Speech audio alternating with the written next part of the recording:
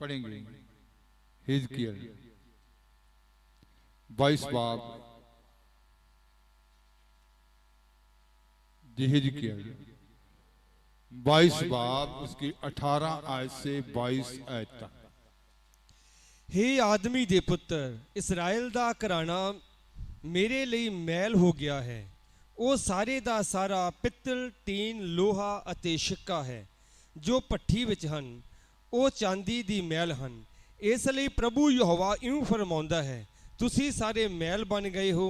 ਇਸ ਲਈ ਵੇਖੋ, ਮੈਂ ਤੁਹਾਨੂੰ ਯਰੂਸ਼ਲਮ ਵਿੱਚ ਇਕੱਠਾ ਕਰਾਂਗਾ, ਜਿਵੇਂ ਉਹ ਚਾਂਦੀ, ਪਿੱਤਲ, ਲੋਹਾ, ਸਿੱਕਾ ਅਤੇ ਟੀਨ ਭੱਠੀ ਵਿੱਚ ਇਕੱਠਾ ਪਾਉਂਦੇ ਹਨ ਅਤੇ ਉਹਨਾਂ ਨੂੰ ਅੱਗ ਨਾਲ ਧਾਉਂਦੇ ਹਨ ਤਾਂ ਜੋ ਉਹਨਾਂ ਨੂੰ ਪਗਰਾ ਦੇਣ। ਉੱਦਾਂ ਹੀ ਮੈਂ ਆਪਣੇ ਕਹਿਰ ਅਤੇ ਕ੍ਰੋਧ ਵਿੱਚ ਤੁਹਾਨੂੰ ਇਕੱਠਾ ਕਰਾਂਗਾ ਅਤੇ ਤੁਹਾਨੂੰ ਉੱਥੇ ਰੱਖ ਕੇ ਪਗਰਾਵਾਂਗਾ। ਹਾਂ, ਮੈਂ ਤੁਹਾਨੂੰ ਇਕੱਠਾ ਕਰਾਂਗਾ ਅਤੇ ਆਪਣੇ ਕਹਿਰ ਦੀ ਅੱਗ ਵਿੱਚ ਤੁਹਾਨੂੰ ਤਪਾਵਾਂਗਾ ਅਤੇ ਤੁਸੀਂ ਉਸ ਵਿੱਚ ਪਿਘਲੋਗੇ। ਜਿੱਦਾਂ ਚਾਂਦੀ ਭੱਠੀ ਵਿੱਚ ਪਗਰਾਈ ਜਾਂਦੀ ਹੈ, ਉੱਦਾਂ ਤੁਸੀਂ ਉਸ ਵਿੱਚ ਪਗਰਾਏ ਜਾਓਗੇ। ਤਾਂ ਤੁਸੀਂ ਜਾਣੋਗੇ ਕਿ ਮੈਂ ਯਹੋਵਾ ਨੇ ਆਪਣਾ ਕਹਿਰ ਤੁਹਾਡੇ ਉੱਤੇ ਪਾਇਆ ਹੈ। हे मनुष्य के संतान, इसराइल का घराना मेरी दृष्टि में धातु का मैल हो गया है। वह सब के मनुष्य की संतान, इसराइल का घराना मेरे सामने क्या हो गया है? धातु का मैल हो गया है। धातु का मैल हो गया है। वह सब के सब भट्ठी के बीच के पीतल और रांगे और लोहे और शीशे के समान बन गए। एक एक करके पढ़ेंगे फिर। वह सब के सब भट्ठी के बीच के पीतल और रांगे और लोहे और शीशे के समान बन गए। वह चांदी के मैल के समान हो गए हैं। लोहा, पीतल, शीशा चांदी के समान बन गए हैं। इस कारण प्रभु यहोवा उनसे यो कहता है, इसलिए कि तुम सब के सब धातु के मैल के समान बन गए हो, अतः देखो मैं तुमको यरूशलेम के भीतर इकट्ठा करने पर हूं। जैसे लोग चांदी, पीतल, लोहा, शीशा और रांगा इसलिए भट्ठी के भीतर बटोर कर रखते हैं कि उन्हें आग लगाकर पिघलाएं, वैसे ही मैं तुमको अपने क्रोध और जलजलाहट से इकट्ठा करके वहीं रखकर पिघला दूंगा। मैं तुमको वहां बटोरकर अपने रोष की आग से फूकूंगा और तुम उसके बीच पिघलाए जाओगे। जैसे चांदी भट्ठी के बीच में पिघलाई जाती है, वैसे ही तुम उसके बीच में पिघलाए जाओगे। तब तुम जान लोगे कि जिसने हम पर अपनी जलजलाहट भड़काई है वह यहोवा है। तो इस्राएल के लोग जो थे वो उस धातु की मैल के समान हो गए थे। ये जो धातु हैं, ये जो मेटल लिखे गए हैं, कॉमन मेटल, तो इनको पिघलाने के लिए अलग अलग डिग्री तापमान की जरूरत पड़ती है। आप में हो सकता, आप कुछ लोग लोहे की तरह कठोर हो, कोई पीतल की तरह कठोर हो खुदा की बातों को। अभी बाद में कितना टेम्परेचर है? 44 होगा या 45 होगा? 45। तो कितनी गर्मी है। लेकिन इस्राएल का घराना उस मेटल की तरह, उन धातु की तरह क्या हो चुका था? कठोर हो चुका था। कौन से धातु की तरह? लोहा, पीतल, शीशा और टीन और क्या क्या पड़ा? चांदी। तो वो सब उसकी तरह क्या हो चुके थे? कठोर हो चुके थे। खुदा ने कहा कि जैसे भट्ठी में इनको पिघलाया जाता है, वैसे ही मैं इनको यरूशलेम में इकट्ठा करूंगा और इनको भट्ठी में जैसे पिघलाया जाता है वैसे क्या करूंगा? पिघलाऊंगा। ऐसे कहा। तो इसका मतलब है कि जितनी इंसान के अंदर कठोरता होती है ना, लोहा जो होता है, लोहे के ये कॉमन मेटल है, तो लोहा जो है, कास्ट आयरन जो है, उसको 1200 से करीब 1204 डिग्री सेल्सियस से पिघलाया जाता है। एक रॉड आयरन होता है, उसको 1500 डिग्री सेल्सियस से पिघलाया जाता है। गोल्ड जो होता है वो 1063 या 64 डिग्री सेल्सियस से पिघलाया जाता है। सिल्वर जो चांदी होती है वो तकरीबन 960 डिग्री सेल्सियस से पिघलाई जाती है। जो कांच होता है वो 1400 लेकर 1600 डिग्री तापमान की उसको जरूरत पड़ती है पिघलाने के लिए। पित्तल जो होता है ब्रॉन्ज, उसको 950 डिग्री सेल्सियस की जरूरत पड़ती है पिघलाने की। टंगस्टन जो होता है उसको 3400 डिग्री सेल्सियस की जरूरत पड़ती है पिघलाने की।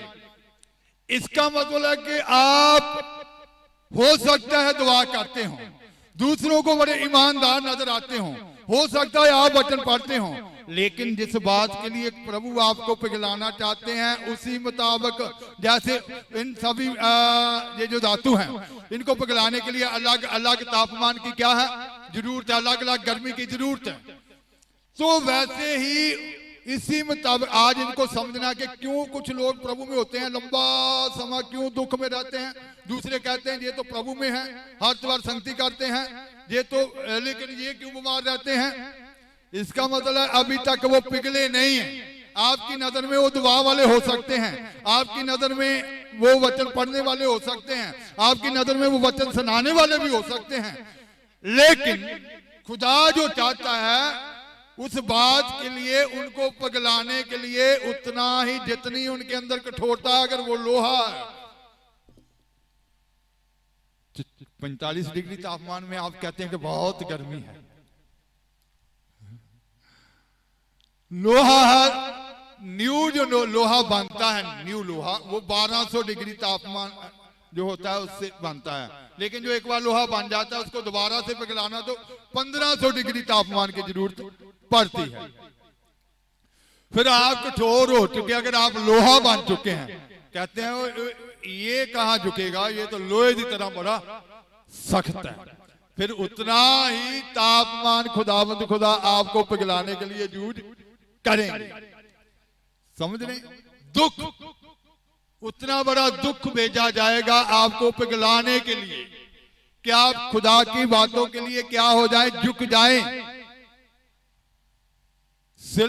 जो जिंक होता है वो तकरीबन 400, सबसे कम शायद यही है कि जहां और भी हो सकता है, जिंक 400 डिग्री सेल्सियस है, कम यही होगा है ना, जिंक जो है वो 400 डिग्री सेल्सियस। लेकिन वहां शीशे का भी जिक्र आया, शीशा 1400 से लेकर 1600 डिग्री तक उसको पिघलाने के लिए तापमान की क्या पड़ती है, जरूरत पड़ती है। तो खुदावंद खुदा ने इस्राएली लोगों को कहा कि मैं तुम लोगों को इसी रीति से क्या करूंगा, पिघलाऊंगा। तो पिघलाने के लिए किस चीज की जरूरत पड़ेगी, ताप की, गर्मी की। जिसका मतलब है कि यही कारण होता है कि लोग संगत करते हैं लेकिन दुख क्यों नहीं जा रहा, वो खुदा के आगे झुकने के लिए अभी तैयार नहीं हो रहे। जितना उन्होंने अपने आप को कठोर किया हुआ है उसी के मुताबिक ही उनको हीट दी जा रही है, गर्मी उनके लिए उतना ज्यादा दुख। क्यों लंबे समय से बीमार हैं, क्यों लंबे समय से ऐसे हैं, आप पिघलने के लिए तैयार नहीं हैं। खुदावंद खुदा ने क्या कहा था, उसकी 21-22 आयत एक बार फिर पढ़ देंगे।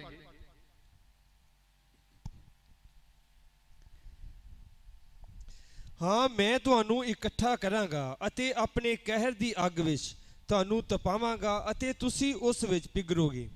ਜਿੱਦਾਂ ਚਾਂਦੀ ਭੱਠੀ ਵਿੱਚ ਪਿਘਰਾਈ ਜਾਂਦੀ ਹੈ ਉਦਾਂ ਤੁਸੀਂ ਉਸ ਵਿੱਚ ਪਿਘਰਾਏ ਜਾਓਗੇ। ਤਾਂ ਤੁਸੀਂ ਜਾਣੋਗੇ कि मैं यहोवा ने अपना कहर ਤੁਹਾਡੇ ਉੱਤੇ पाया है।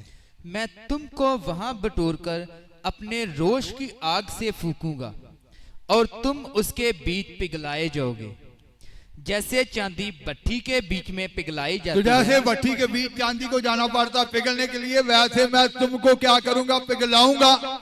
तो आज नए नेम के जो लोग हैं इनकी बुलाहट, इनकी खिदमत पुराने नियम के इस्राएली लोगों से उत्तम बढ़कर है। अगर उनका खुदा उनको पिघलाने के लिए भट्ठी का इस्तेमाल कर रहा है, तो आप उन लोगों से, पुराने नियम के लोगों से उत्तम हैं, आपकी चोन उत्तम है, तो आपको पिघलाने के लिए कितना ताप बढ़ाया जाएगा। फिर कहते हैं कि मैं क्यों ठीक नहीं होता। आपने कौन सी खुदा की बात के लिए कठोरता अपने जीवन में पकड़ी हुई है? किस बात के लिए खुदा आपको झुकाना चाहते हैं, पिघलाना चाहते हैं? आप पिघलने के लिए तैयार नहीं है तो फिर वो भट्ठी के बीच में चला जाता है इंसान। बहुत सारे कहते हैं कि ये इंसान, ये आदमी तो दुआ भी बहुत करता है, इसके ऊपर क्यों दुख है, ये क्यों ऐसे रहता है। आपकी नजर में, दूसरों की नजर में वो दुआ वाला हो सकता है, लेकिन खुदा की नजर में अभी जो खुदा चाहते हैं वैसा नहीं है। खुदा ने उसको ऊपर वो ताप इसलिए आने दिया, वो गर्मी इसलिए आने दी, वो दुख इसलिए आने दिया ताकि वो पिघल जाए और खुदावंद खुदा की इच्छा के लिए क्या हो जाए, डल जाए। वो खुदा की इच्छा के लिए क्या हो जाए, तैयार हो जाए। तो आज एक एक जन, क्यों खुदा के मानने वाले भी दुख के बीच में हैं, उनको अपने गुनाह को याद करना पड़ेगा कि कौन सी बात खुदा मुझसे चाहते हैं, क्या कौन सी पवित्र आत्मा ने मेरे साथ बात की थी, किस बात को आज तक मैंने ठुकराया है, कौन सी बात को मैं ठुकराता आया हूं, ठुकराती आई हूं, कौन सी बात के लिए आज तक मैं झुका नहीं, झुकी नहीं। तो इसका मतलब है कि भट्ठी के बीच कल रात भी ये भविष्यवाणी हुई थी, आज भी ये भविष्यवाणी हो गई कि आग जो है, जिस आग के बारे में कहा जा रहा था कि आग लगेगी 22 में, वो आग बिल्कुल तैयार है लगने के लिए। आग उतरने जा रही है। रात भी खुदा ने क्लियर कर दिया था, तो आज भविष्यवाणी के बीच, आपके बीच में भी क्लियर कर दिया कि आग उतरने जा रही है। इसका मतलब है कि आपने वो भविष्यवाणियां सुनी है कि कहीं ऐसा ना हो कि आपके बीच में से मैल निकालने के लिए मुझे आग का इस्तेमाल करना पड़े। इस्राएली लोगों के लिए आग का इस्तेमाल किया, उनको भट्ठी में डाल दिया कि वो क्या बन चुके थे, कोई लोहा बन चुका था, कोई शीशा बन चुका था, कोई पित्तल बन चुका था, कोई चांदी बन चुका था, कठोर। तो इसका मतलब है कि उनको पिघलाने के लिए भट्ठी का इस्तेमाल हुआ। और हम जो उनसे उत्तम हैं, हमारी चोन उत्तम है, हमारी बुलाहट उत्तम है, हम दुल्हन बनने के लिए बुलाए गए हैं। तो इसका मतलब है कि हमारे बीच में जिन जिन वचनों के प्रति कठोरता पाई जाती है, जिन बातों के प्रति कठोरता पाई जाती है, हमें पिघलाने के लिए ही, आज उसी लोगों को पिघलाने के लिए ही, उस बात के लिए तैयार करने के लिए ही उस दुख को अनुमति दी जाती है। वो दुख इसीलिए उन लोगों के बीच में भेजा जाता है ताकि वो खुदा की बातों के आगे क्या हो जाए, झुक जाएं। मुझे एक घटना याद आई।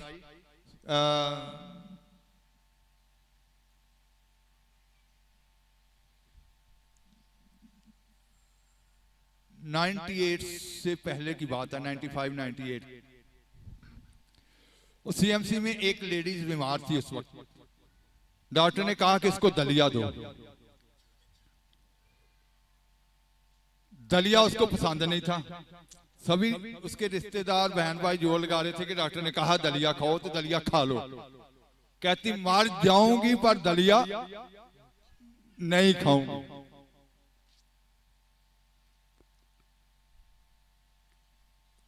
समझ रहे? आज भी ऐसे ही बार बार खुदा बातें करते रहते हैं। तो कुछ लोग इतने कठोर होते हैं कि वो झुकने के लिए तैयार नहीं होते। लेकिन वो वक्त आ गया कि आग का इस्तेमाल किया जाए उनको पिघलाने के लिए। इससे पहले कि वो आग उतरे, खुद इंसान को खुदा के समर्पित हो जाना चाहिए। इब्रानिया 12 बाब 6 आयत से जब हम 11 आयत तक पढ़ते हैं तो वहां लिखा गया है, पढ़ेंगे।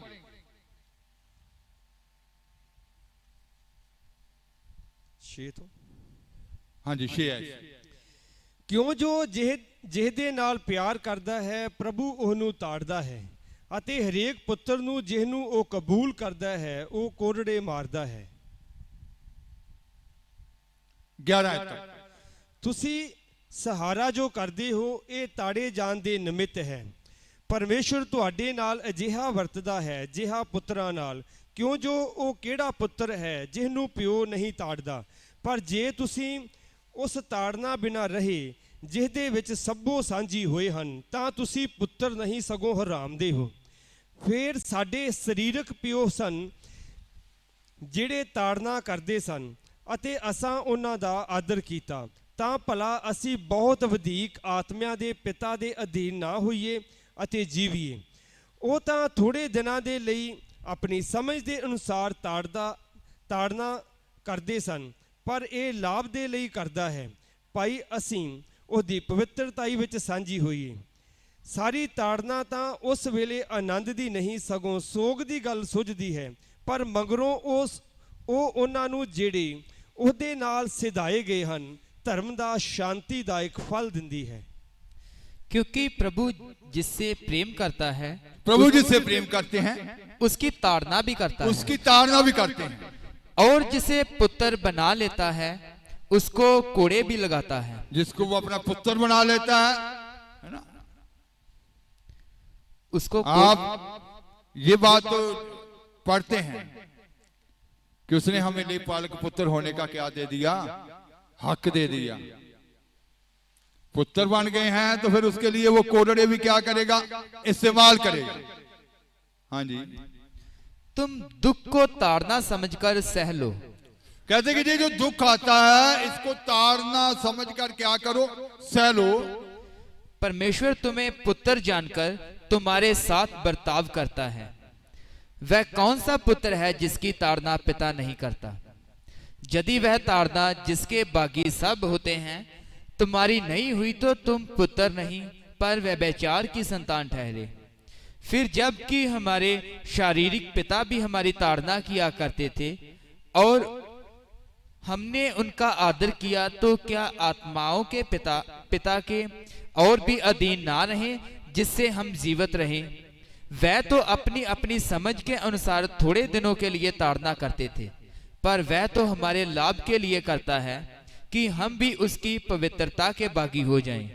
वर्तमान में हर प्रकार की ताड़ना आनंद की नहीं पर शोक ही की बात दिखाई पड़ती है, तो भी जो उसको सहते सहते पक्के हो गए हैं बाद में उन्हें चैन के साथ धर्म का प्रतिफल मिलता है। तो लिखा गया कि जो जिनको वो पुत्र बना लेते हैं उनकी ताड़ना भी खुदावंद खुदा करते हैं। शारीरिक माँ बाप जो होते हैं वो भी क्या करते हैं, ताड़ते हैं। वह क्यों ताड़ते हैं, बच्चों की भलाई के लिए। तो शारीरिक माँ बाप की ताड़ना भी इंसान सहता, तो कहता क्यों ना फिर हम उस स्वर्गीय पिता की ताड़ना को भी क्या करें, सहें।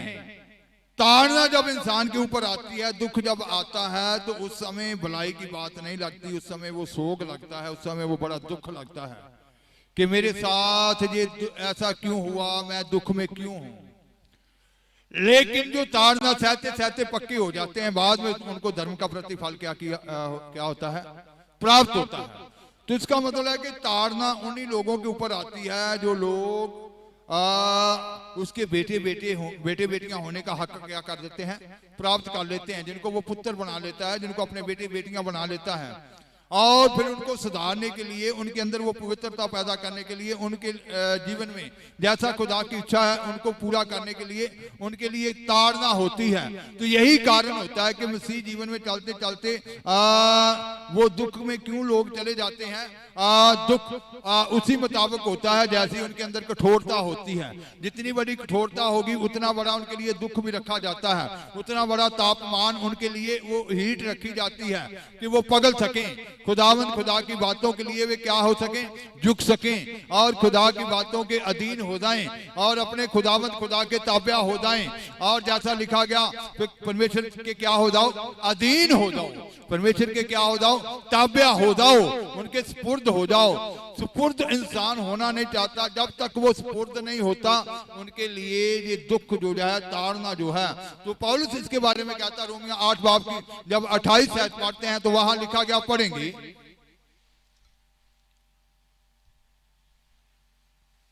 ਅਸੀਂ ਜਾਣਦੇ ਹਾਂ ਭਾਈ ਜਿਹੜੇ ਪਰਮੇਸ਼ਵਰ ਨਾਲ ਪ੍ਰੇਮ ਰੱਖਦੇ ਹਨ ਸਾਰੀਆਂ ਵਸਤਾਂ ਰਲ ਕੇ ਉਹਨਾਂ ਦਾ ਭਲਾ ਕਰਦੀਆਂ ਹਨ, ਅਰਥਾਤ ਉਹਨਾਂ ਦਾ ਜਿਹੜੇ ਪਰਮੇਸ਼ਵਰ ਦੀ ਮਨਸ਼ਾ ਦੇ ਅਨੁਸਾਰ ਸੱਦੇ ਹੋਏ ਹਨ।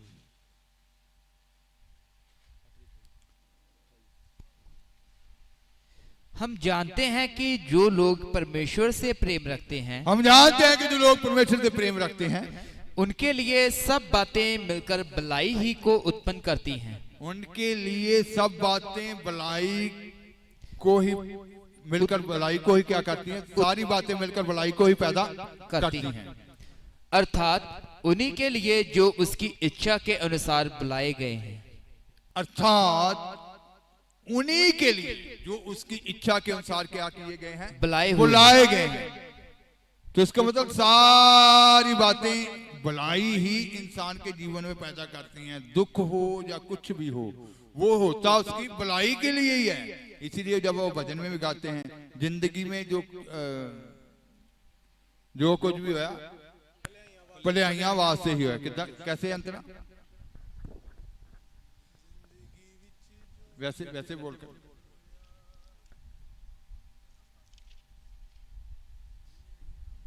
ਜ਼ਿੰਦਗੀ ਵਿੱਚ ਜੋ ਕੁਝ ਵੀ ਹੋਇਆ, ਜ਼ਿੰਦਗੀ ਵਿੱਚ ਜੋ ਕੁਝ ਵੀ ਹੋਇਆ ਭਲਾਈਆਂ ਵਾਸਤੇ ਹੀ ਉਸਨੇ ਕੀਤਾ।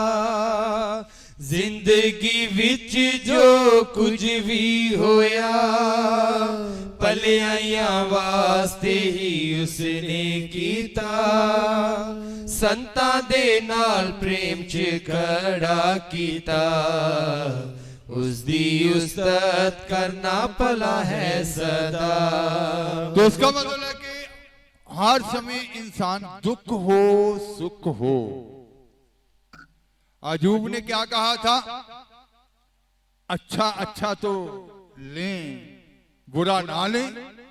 उसने दुख में भी क्या की, खुदा की तारीफ की अपनी जुबान से। कोई भी गलत शब्द ना तो परमेश्वर को बुरा कहा ना फिटकारा। उसकी तीवी चाहती थी कि अब तो परमेश्वर को क्या कर, फिटकार दे, लेकिन उसने कहा कि अच्छा अच्छा तो लें बुरा ना लें। तो इसका मतलब है कि जो कुछ भी होता है इंसान की भलाई के लिए होता है, उसको उस असल के लिए तैयार करने के लिए होता है, असल मंजिल तक पहुंचाने के लिए ही होता है।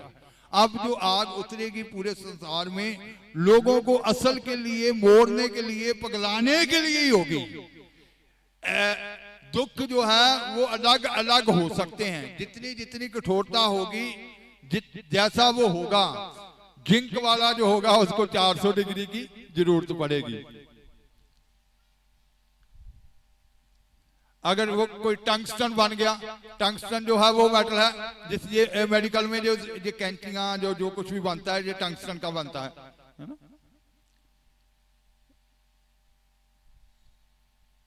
तो इसका मतलब उसको 3400 डिग्री तापमान की क्या पड़ती है, जरूरत पड़ती है। तो ये देखना है कि आपके अंदर कठोरता कितनी है। जितने आप खुदा के लिए नम्र हैं, उसकी बातों के लिए नम्र हैं। अगर पहले से अधीन हो गए उस आग के आने से, तो इसका मतलब है कि फिर वो दुख से क्या हो जाएंगे, रहित हो जाएंगे। क्योंकि जो वचन में होगा, ये सुन चुके हैं, जो खुदा की इच्छा में होगा, आग उनका कुछ भी बिगाड़ नहीं सकती, आग उनको छू भी नहीं सकती। Hallelujah, hallelujah. तो आप अगर दुख में है, बीमारी में है, परेशानी में है, तो अपने जीवन के अंदर देखना है, दूसरे के ऊपर दोष नहीं लगाना। आपके अंदर कौन सी कठोरता है, क्योंकि जो कुछ भी होता है भलाई के लिए होता है। ताड़ना उसी के ऊपर पड़ती है जो पुत्र है। अगर दुनियावी माँ बाप की बच्चे ताड़ना सहते हैं तो स्वर्गीय पिता की भी ताड़ना को क्या करना है, सहना है। लेकिन पौलुस कहता है कि जब कठोरता जिनके बीच में ज्यादा होती है, जितना बड़ा दुख होता है, साथ साथ में खुदा उतना बड़ा दिलासा भी भेज देते हैं। साथ में उसको दिलासा भी देते चले जाना, ना डर मैं तेरे संग हूं। साथ साथ में दिलासा भी मिलता जाएगा। पौलुस कहता साथ साथ में उसने दिलासा भी देते जाना, दुख भी भेज देना, भट्ठी में भी भेज देना, पास खड़े होके कहना कोई बात नहीं घबराना, मैं तेरे नाल ही हूं। पढ़ेंगे, पढ़ लेंगे इसको। दूसरा ग्रंथियां 1:5 ऐसे 10 तक। दूसरा ग्रंथियां 1:5 ऐसे 10 तक। ਕਿਉਂਕਿ ਜਿਵੇਂ ਮਸੀਹ ਦੇ ਦੁੱਖ ਸਾਡੇ ਲਈ ਬਾਲੇ ਹਨ, ਤਿਵੇਂ ਸਾਡਾ ਦਿਲਾਸਾ ਵੀ ਮਸੀਹ ਦੇ ਰਾਹੀਂ ਬਾਲਾ ਹੈ। ਪਰੰਤੂ ਅਸੀਂ ਭਾਵੇਂ ਵਿਪਤਾ ਭੋਗਦੇ ਹਾਂ, ਪਰ ਇਹ ਤਾਂ ਤੁਹਾਡੇ ਦਿਲਾਸੇ ਅਤੇ ਮੁਕਤੀ ਲਈ ਹੈ। ਅਤੇ ਭਾਵੇਂ ਦਿਲਾਸਾ ਪਾਉਂਦੇ ਹਾਂ, ਪਰ ਇਹ ਤੁਹਾਡੇ ਦਿਲਾਸੇ ਲਈ ਹੈ, ਜਿਹੜਾ ਉਹਨਾਂ ਦੁੱਖਾਂ ਦੇ ਧੀਰਜ ਨਾਲ ਝੱਲਣ ਵਿੱਚ ਗੁਣਕਾਰੀ ਹੈ, ਜੋ ਅਸੀਂ ਵੀ ਝੱਲਦੇ ਹਾਂ। ਅਤੇ ਤੁਹਾਡੇ ਲਈ ਸਾਡੀ ਆਸ ਪੱਕੀ ਹੈ, ਕਿਉਂ ਜੋ ਅਸੀਂ ਜਾਣਦੇ ਹਾਂ ਭਾਈ ਜਿਵੇਂ ਤੁਸੀਂ ਦੁੱਖਾਂ ਵਿੱਚ ਸਾਂਝੀ ਹੋ, ਤਿਵੇਂ ਦਿਲਾਸੇ ਵਿੱਚ ਵੀ ਹੋ। ਹੇ ਭਰਾਵੋ, ਅਸੀਂ ਨਹੀਂ ਚਾਹੁੰਦੇ ਜੋ ਤੁਸੀਂ ਸਾਡੀ ਉਸ ਬਿਪਤਾ ਤੋਂ ਅਣਜਾਣ ਰਹੋ, ਜਿਹੜੀ ਅਸਾਇਆ ਵਿੱਚ ਸਾਡੇ ਉੱਤੇ ਆਣ ਪਈ, ਜੋ ਅਸੀਂ ਆਪਣੇ ਵਿੱਤੋਂ ਬਾਹਰ ਅਤਿਅੰਤ ਦੱਬੇ ਗਏ। ਇੱਥੋਂ ਤੋੜੀ ਭਾਈ ਅਸੀਂ ਜਿਉਣ ਤੋਂ ਵੀ ਹੱਥਲ ਹੋ ਬੈਠੇ, ਸਗੋਂ ਅਸੀਂ ਆਪਣੇ ਆਪ ਵਿੱਚ ਮੌਤ ਦਾ ਹੁਕਮ ਪਾ ਚੁੱਕੇ ਹਾਂ। ਭਾਈ ਅਸੀਂ ਆਪਣਾ ਨਹੀਂ, ਸਗੋਂ ਪਰਮੇਸ਼ੁਰ ਦਾ ਜਿਹੜਾ ਮੁਰਦਿਆਂ ਨੂੰ ਜਵਾਲਦਾ ਹੈ ਆਸਰਾ ਰੱਖੀਏ, ਜਿਹਨੇ ਸਾਨੂੰ ਇਹੋ ਜਿਹੀ ਡਾਢੀ ਮੌਤ ਤੋਂ ਛੁਡਾਇਆ ਅਤੇ ਛੁਡਾਵੇਗਾ, ਜਿਹਦੇ ਉੱਤੇ ਅਸਾਂ ਆਸ ਰੱਖੀ ਹੈ, ਜੋ ਉਹ ਫਿਰ भी ਸਾਨੂੰ छुड़ावेगा। क्योंकि जैसे मसीह के दुखों में हम अधिक सहभागी होते हैं, वैसे ही हम शांति में भी मसीह के द्वारा अधिक सहभागी होते हैं। पंजाबी में शायद को पढ़ेंगे एक बार। ਕਿਉਂਕਿ ਜਿਵੇਂ ਮਸੀਹ ਦੇ ਦੁੱਖ ਸਾਡੇ ਲਈ ਬਾਲੇ ਹਨ, ਤਿਵੇਂ ਸਾਡਾ ਦਿਲਾਸਾ ਵੀ ਮਸੀਹ ਦੇ ਰਾਹੀਂ ਬਾਲਾ ਹੈ। जैसे मसीह के दुख हमारे लिए बाले हैं, कहता कि वैसे दिलासा भी हमारे लिए क्या है, बाला है। वैसे हमारे लिए शांति, उतनी साथ में शांति भी होगी। हाँ जी, हिंदी में। यदि हम क्लेश पाते हैं तो ये तुम्हारी शांति और उद्धार के लिए है। और अपनी बात कर रहा है कि अगर हम दुख उठाते हैं, क्लेश पाते हैं, दुख में जाते हैं, तो ये असल कारण क्या है, तुम्हारी शांति के लिए। जैसे यीशु मसीह के बारे में लिखा गया कि हमारी शांति के लिए उसके ऊपर क्या हुई, ताड़ना हुई। तो वो अपने बारे में कहता कि अगर हम क्लेश में जाते हैं, दुख उठाते हैं, तो वो तुम्हारी शांति के लिए, तुम्हारे दिलासे के लिए। हाँ जी। और यदि शांति पाते हैं तो ये तुम्हारी शांति के लिए है। ये शांति पाते हैं तो तुम्हारी शांति के लिए है, जिसके प्रभाव से तुम धीरज के साथ उन क्लेशों को सह लेते हो जिन्हें हम भी सहते हैं। तो जब वो शांति आती, फिर धीरज के साथ उन क्लेशों को कहता कि आप सह लेते हो। आपके ऊपर दुख तो बड़ा होता है, लेकिन उसको सहने की ताकत, वो शांति, वो दिलासा आपके साथ है। जैसे यीशु मसीह को गethसेमनी बाग में वो दूत उनको क्या कर रहा था, सहारा दे रहा था, वो ताकत दे रहा था, वो बल दे रहा था। जब आपके लिए दुख रखा है, आपके लिए दुख बड़ा रखा है, तो उतना बड़ा दिलासा भी आपके लिए रखा है। वो ताकत भी रखी है उसको सहने के लिए, वो शांति रखी है उसको सहने के लिए, ताकि आप धीरज से उस दुख को क्या कर सकें, सह सकें। और हमारी आशा तुम्हारे विषय में दृढ़ है। हमारी आशा कहता कि तुम्हारे विषय में बहुत दृढ़ है, क्योंकि हम जानते हैं कि तुम जैसे हमारे दुखों में वैसे ही शांति में भी सहभागी हो।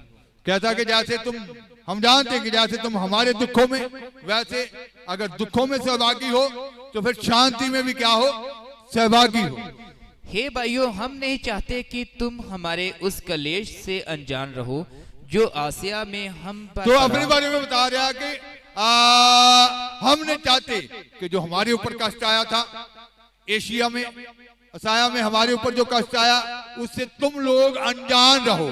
पौलुस के ऊपर कैसा कष्ट आ गया पढ़ेंगे। हम ऐसे भारी बोझ से दब गए थे जो हमारी सामर्थ्य से बाहर था। इतना बोझ था, सहने से दुख क्या था, बाहर था। कहता कि हमारी समर्थ से क्या था, बाहर था। जहां तक कि हम जीवन से भी हाथ धो बैठे थे, यहां तक कि जिंदगी से भी हाथ धो बैठे थे। वन हमने अपने मन में समझ लिया था कि हम पर मृत्यु की आज्ञा हो चुकी है।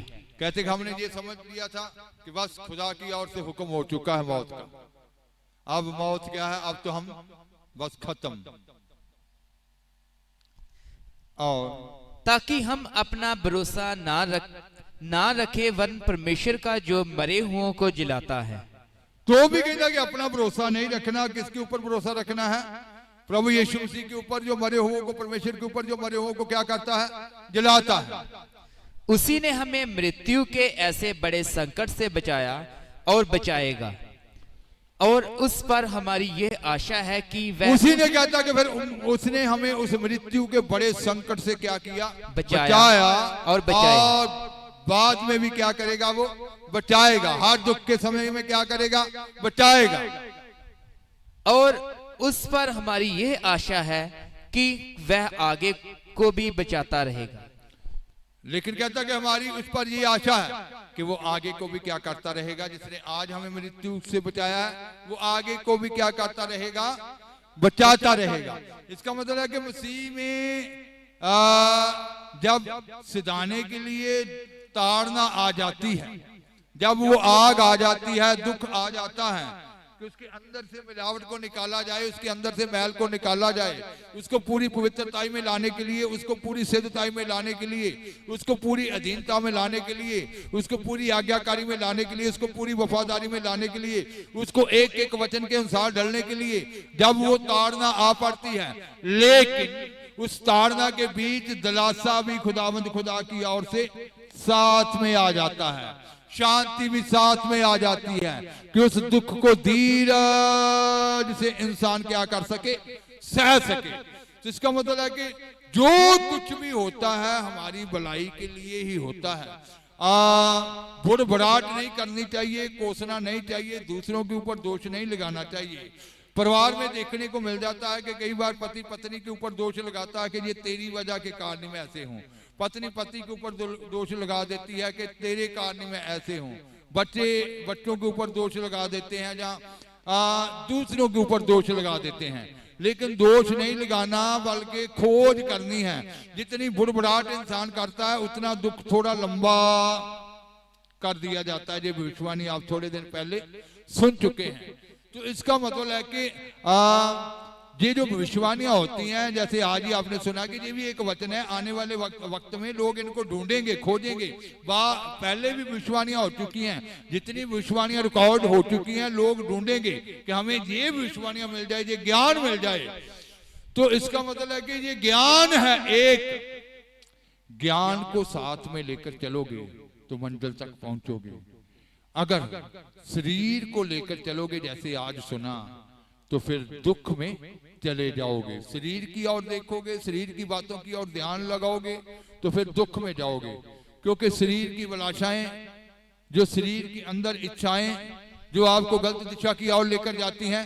आपने ये भविष्यवाणी सुनी जैसे जिर्मिया ने कहा था 6:16 में कि रास्तों में क्या हो जाओ, खड़े हो जाओ और आप अपने बारे में पूछो कि आपके लिए अच्छा रास्ता कौन है, फिर उसी रास्ते के बीच में क्या चलें।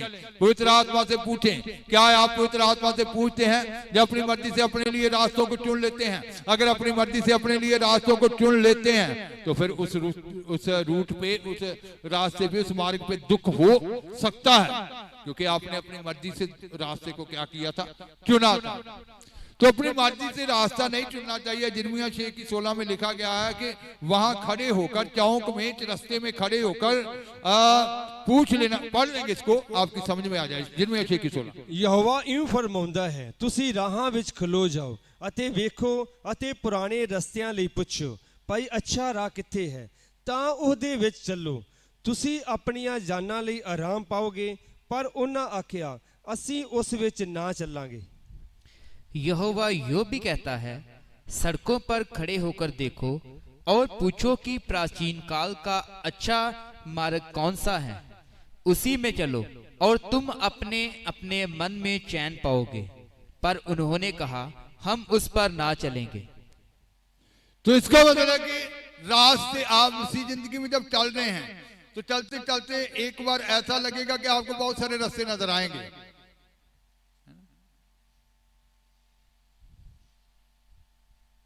बहुत सारे रास्ते नजर आएंगे, आपके आगे बहुत सारी ऑफरें आएंगी।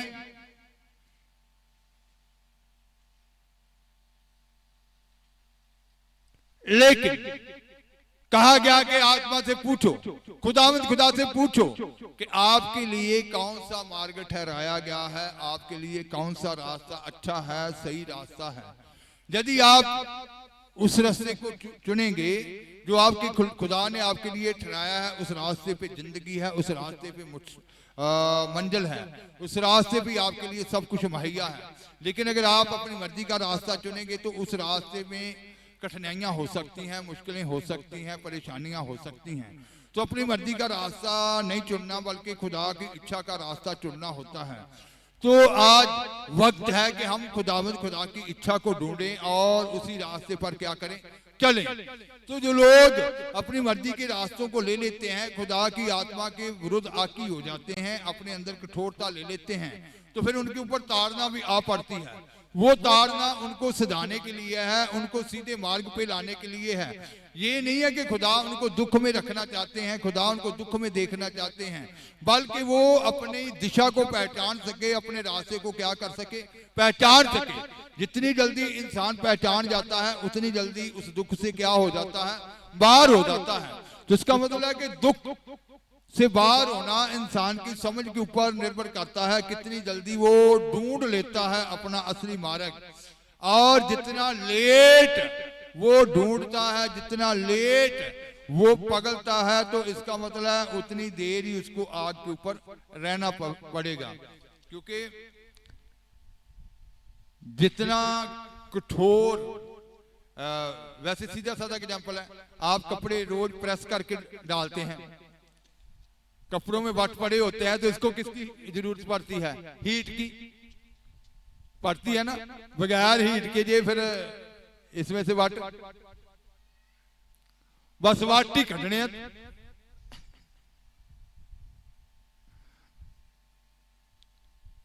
समझ रहे हैं?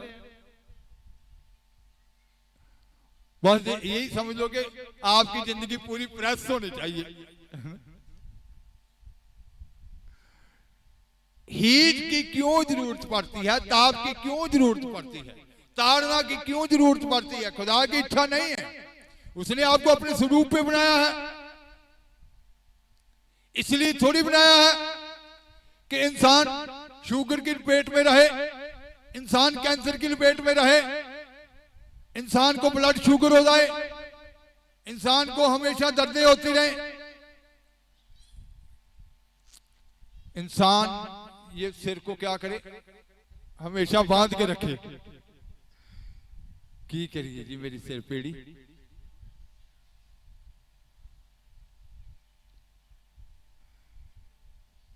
आप खोज नहीं करते, ढूंढते नहीं है कि सिर्फ बांधने की क्यों जरूरत पड़ रही है।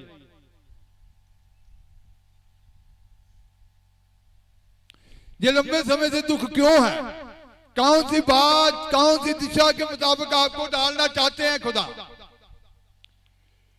क्यों उसने भट्ठी के सेक को बढ़ाया हुआ है?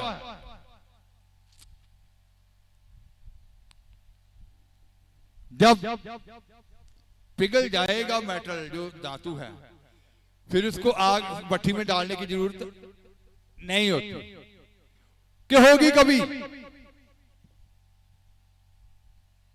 नहीं होगी।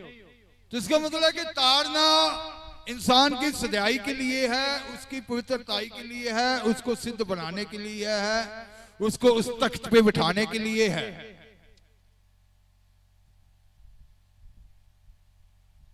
समझ रहे हैं? संसार में बड़े बड़े औहदे होते हैं, किसी भी महकमे में लगा लो, उसी मुताबिक उसकी स्टडी होती है, उसी मुताबिक उसकी ट्रेनिंग होती है, उसी मुताबिक उसकी सख्त से सख्त भी ट्रेनिंग होती है। आईपीएस बनना है तो फिर बड़ी स्टडी, चपरासी लगना है तो फिर वो कहेंगे कोई बात, आजकल तो कहेंगे कोई बात नहीं, आप 8वीं फेल है तो आ जाओ, कोई बात नहीं। समझना है आपको ताड़ना क्यों ज्यादा दी जा रही है। आपके लिए उतना बड़ा कार्य रखा गया है, उतना बड़ा उद्दा रखा गया है, उतना बड़ा काम आपके लिए है। इस्राएली लोग, उनको भट्ठी में डाला गया, उनके लिए वो ताड़ना थी, उनको पकड़ाने के लिए वो सेक का इस्तेमाल किया गया। आपकी टोन उत्तम है, आपकी बुलाहट उत्तम है, आप उनसे उत्तम है, तो फिर आपको पकड़ाने के लिए भी ताड़ना की जरूरत पड़ती। तो जैसे पौलुस ने कहा कि जितना बड़ी ताड़ना होती है, जितना बड़ा दुख होता है, उतना बड़ा दिलासा भी होता है साथ में। तो वो दिलासा, जितना बड़ा दिलासा आपके साथ साथ चलेगा, ताकि सब्र से उस दुख को इंसान क्या कर सके, सह सके। तो कुछ लोगों के ऊपर, खुदा के चलने वालों के ऊपर, जैसे पहले भी सिखाया गया था कि बीमारी आने के 3 कारण होते हैं इंसान के जीवन में। जो बीमारी आती है, पहला कारण पाप के कारण, जैसे अदन में से जब आदम और हवा को निकाला गया था तो क्या कहा था, जिंदगी भर दुख से खाएगा। बीमारी का कारण, पहला कारण क्या है, पाप। आप पाप से बाहर आ गए हैं, प्रभु में चल रहे हैं। दूसरा कारण क्या हो सकता है, परीक्षा के परख भी हो सकती है, आपको परखा भी जाएगा। पेपर भी होते हैं, जो बच्चे पढ़ते हैं उनके पेपर होते हैं, एग्जाम होते हैं। तीसरा कारण होता है, ना आप परख में भी पास हो चुके हैं, पाप में से बाहर निकल चुके हैं, आपको ना परख की जरूरत है, ना आपके अंदर पाप है, फिर भी बीमारी आ जाती है। इसलिए होता है कि कुछ दूसरे नए लोग होते हैं मसीह के, वो बहुत कमजोर होते हैं। आप उनके बीच में हैं तो आपको उनके बीच में थोड़ा दुख में लाया जाएगा कि वो आपकी ओर देखकर क्या हो जाए, दलेर हो जाए कि अगर इसको कुछ नहीं हुआ तो फिर हमको भी क्या, क्योंकि आप पहले से पक चुके हैं, आप बातों की परवाह नहीं करेंगे। ये तब होता है जब आपको उनका अभ्यास हो चुका होता है कि ये बुखार क्या है, ये तो कुछ भी नहीं है, ये चीजें क्या है। बीमारी के डर से आप मुक्त हो चुके हैं, होते हैं उस वक्त, फिर डर नहीं होता। तो इसका मतलब है कि कुछ जैसे पौलुस ने कहा, फिलिपियां 1 बाब उसकी 29 है, पढ़ेंगे फिलिपियां 1 की 29।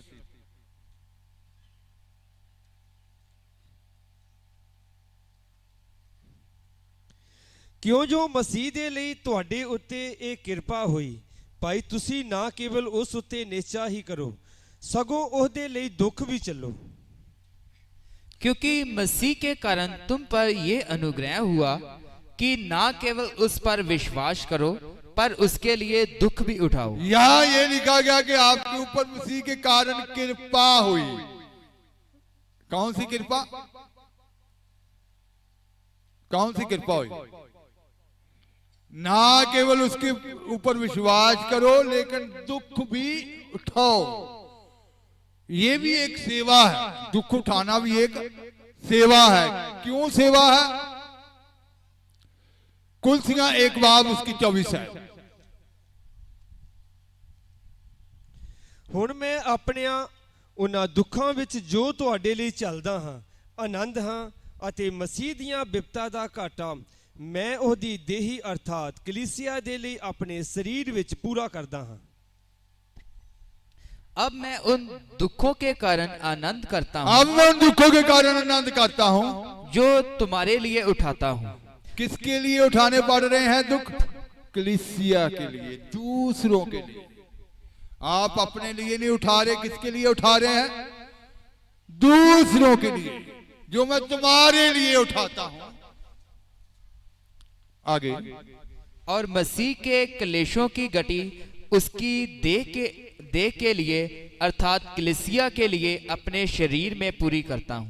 मसीह के क्लेशों की गति उसकी देह के लिए अर्थात कलीसिया के लिए अपने शरीर में पूरी अपने करता हूं। शरीर में क्या करता हूं? पूरी करता हूं। इसका मतलब है कि दुख दूसरों के लिए भी उठाना पड़ता है, दूसरों के लिए दिलासा बनने के लिए भी। तो आपको भी दूसरों के लिए दिलासा बनाया गया। आपने दुख उठाए हैं, आपने खुदा से दिलासा पाया है। जैसे आप वो करंथियों में पढ़कर आए हैं कि उन्होंने दुख उठाया, पौलुस दुख में गया और खुदा से दिलासा पाया, और जो दिलासा पाए होते हैं वो दूसरों को दिलासा देने के योग्य बन जाते हैं। तभी ये गवाहियां होती हैं कि मेरे ऊपर ये बीमारी आई, प्रभु ने मुझे उससे क्या कर लिया? निकाल लिया। दूसरों के लिए क्या बन गए? वो दिलासा बन गए। पहले उन्होंने दिलासा पाया, फिर दूसरों के लिए क्या बन गए? दिलासा बन गए। इसका मतलब दुख का कारण आपने भी खुदा से दिलासा पाना है और दूसरों को दिलासा देना है। इसका मतलब दिलासा पाने वाले ही दूसरों के लिए दिलासा बनते हैं, शांति पाने वाले दूसरों के लिए शांति बन जाते हैं। तो इसका मतलब है कि आज दुख जब आता है, कभी बुड़बड़ाहट नहीं करनी चाहिए, कभी खुदा को कोसना नहीं चाहिए। ये आपके अंदर कौन सी कठोरता है, कौन सी बात के लिए आप अभी तक झुके नहीं हैं, कौन सी बात के लिए आपको खुदा झुकाना चाहते हैं? क्यों ये दुख का इस्तेमाल किया जा रहा है, भट्टी का इस्तेमाल किया जा रहा है? बस जिस दिन आप झुक गए, दुख को क्या कर दिया जाएगा? साइड पे कर दिया जाएगा। तो झुकना है खुदा के आगे, पिघलाने के लिए ही उसका आग का सेक का इस्तेमाल किया जाता है। वो ताड़ना इसीलिए है, सिधाई के लिए, पवित्रताई के लिए। उस वक्त दुख जो है वो बड़ी बहुत शोक की बात लगेगा, लेकिन बाद में जब इंसान सजाया जाता है, फिर उसका बड़ा प्रतिफल उसके जीवन में होता है, बड़ा आनंद उसके जीवन में होता है, बड़ी शांति उसके जीवन में होती है। तो इसका मतलब है कि आज जो भी दुख प्रभु के मानने वालों के जीवन में होते हैं, उनके अंदर से उस मैल को निकालने के लिए ही होते हैं। और जो आग लगने जा रही है वो उनके अंदर से मिलावट बाहर करने के लिए आ रही है, उनको खत्म करने के लिए नहीं है। दुख जो बीमारी जो होती है वो उसको खत्म नहीं करेगी, सिर्फ उसको पिघलाएगी, उसको जिकाएगी। अगर समय से इंसान लौट आता है तो फिर वो उतनी जल्दी वो सेक को क्या कर लिया जाता है? हटा दिया जाता है। आप घरों में बहनें सब्जी बनाती हैं, सब्जी बन गई तो गैस बंद कि चालू रहेगा? बस आप बन गए तो गैस क्या हो जाएगा? बंद हो जाएगा। आपने बनना है, खुदा की इच्छा के अनुसार बनना है। ये आपके ऊपर डिपेंड है कि आप कितना देर लगाते हैं। वो गाते हैं ना, अब जल्दी आ देर ना लगा, अब जल्दी आ देर ना लगा, शिफा का दिन है आज, नजात का दिन है आज, कबूलियत का दिन है आज, नजात का दिन है आज, कबूलियत का दिन है आज। अब जल्दी आ देर ना लगा, अब जल्दी आ देर ना लगा, शिफा का दिन है आज, नजात का दिन है आज, कबूलियत का दिन है आज। दुख को बीमारी का शायद अंधेरा, दुख को बीमारी का शायद अंधेरा, बुझा चिराग है जिंदगी का तेरा, बूझा चिराग है जिंदगी का तेरा, जिंदगी का तेरा, रोशन करे यीशु आज,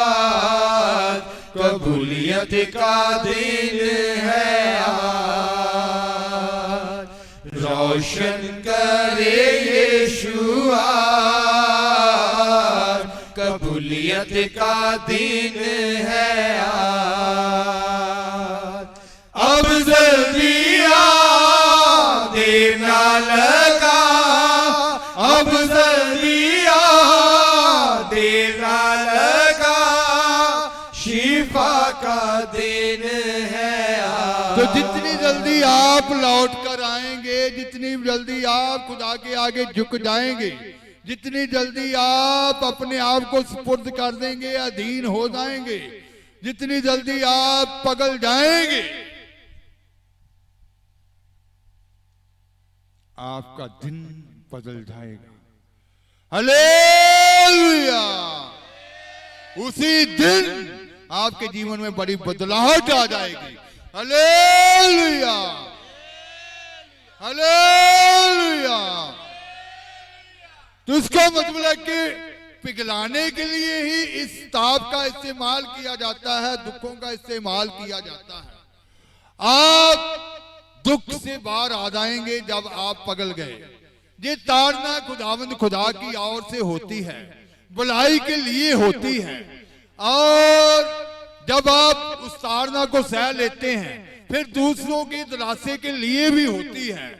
तो आज आप किस स्थिति से गुजर रहे हैं, किन हालातों से निकल रहे हैं, अगर आप जिस स्थिति से गुजर रहे हैं, जिन हालातों से गुजर रहे हैं, फिर आप विचार करें कौन सी बात खुदावंद खुदा आपसे चाहते हैं। जैसे अभी अभी उस बहन ने ये गवाही दी कि खुदा की इच्छा थी कि वो खुद घुटनों के ऊपर आ जाए, घुटनों के ऊपर आई और शिफा उसके जिस्म में दाखिल हो गई। Hallelujah, hallelujah. तो आपके जीवन से आपके खुदा की क्या योजनाएं हैं, आप ढूंढें। आपको खुदा कैसे चलाना चाहते हैं, आप खोजें, आप उस योजना को अपने जीवन में उतारें, आप उसके मुताबिक चलें, आप शांति पाएंगे और दूसरों के लिए शांति बन जाएंगे। ये आपकी खुदावंद खुदा की योजनाएं हैं। वो वक्त शुरू हो चुका है उस दौर से जो पूरे संसार की कलीसिया गुजरने जा रही है, जिसमें एक एक खादम को, एक एक चुने जन को पिघलाया जाएगा। उस बात के लिए पिघलाया जाएगा जिस बात के लिए उनको बुलाया गया है। हालेलुया। तो इसका मतलब है कि भट्टी में जाकर ही नहीं पिघलना, पहले से ही उस बात के लिए क्या हो जाना है, पिघल जाना है।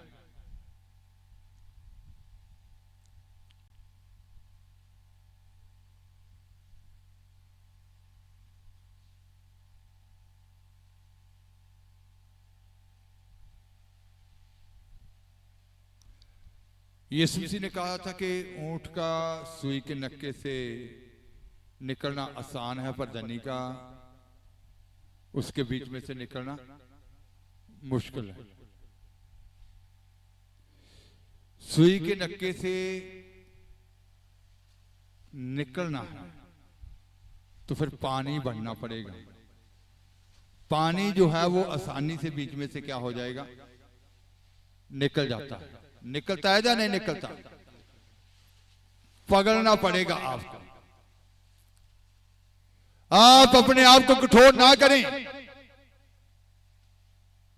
आप कितने भी कठोर हैं, लोहा है, तो फिर उसी के मुताबिक ही ताप का इस्तेमाल होगा। पित्तल है, उसी के मुताबिक ही ताप का इस्तेमाल होगा।